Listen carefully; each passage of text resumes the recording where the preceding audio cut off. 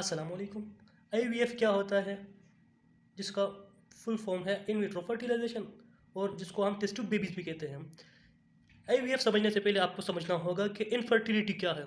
Infertility को हम आम जुबान में बांझपन कहते हैं, यानी a person that can't produce babies और चिल्ड्रन, इधर मेल और फीमेल। एक ऐसा शख्स जो बच्चे पैदा ना कर सके, चाहे वो मेल हो या फीमेल हो, उसको हम इनफर्टाइल पर्सन कहते हैं। जो पूरी दुनिया में ग्लोबली जो इनफर्टाइल कपल्स की रेशो मौजूद है वो है 13 to 15%। इनफर्टाइल फीमेल भी हो सकती है और मेल भी हो सकता है। फीमेल में इनफर्टिलिटी की एक वजह यह है कि ये ओविडक्ट ब्लॉक हो जाता है, जिसके नतीजे में ना यहाँ पर स्पर्म पहुँच जाता है और ना यहाँ पर एग पहुँचता है। इसलिए इन दोनों का जाइगोट नहीं बनता, ये दोनों फ्यूज नहीं हो सकते और जाइगोट नहीं बनता, फिर एक बेबी डेवलप नहीं हो सकता। और मेल भी हो सकता है जिसका स्पर्म नॉर्मल से हट कर हो, डिसफंक्शन हो, कमज़ोर स्पर्म हो, वीक स्पर्म हो और वो यहाँ तक नहीं पहुँच सकता। यहाँ तक पहुँचने से पहले पहले ही वो डेड हो जाता है।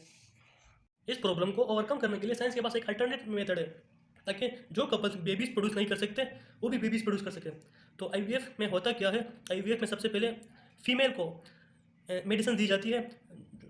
वो मेडिसिन काम क्या करती है? वो जाकर ओवरी पर एक्ट करती है, ओवरी पर, और ओवरी को हाइपर स्टिमुलेट कर देती है, जिसके नतीजे में ओवरीज फॉलिकल्स रिलीज करना स्टार्ट करती है।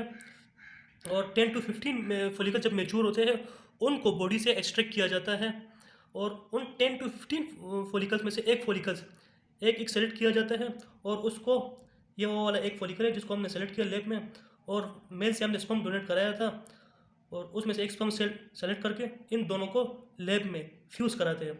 इन दोनों के फ्यूजन से जाइगोट बनता है। इस जाइगोट को फिर कुछ दिनों के लिए लैब में रखा जाता है और एक ख़ास स्टेज पर पहुंचकर इसको वापस फीमेल बॉडी में इम्प्लांट करते हैं। नतीजतन ये फीटस बेबीज में ग्रोथ करना शुरू होता है और 9 महीने बाद जब एक बेबी पैदा होता है वो बिल्कुल एक नॉर्मल बेबी की तरह होता है।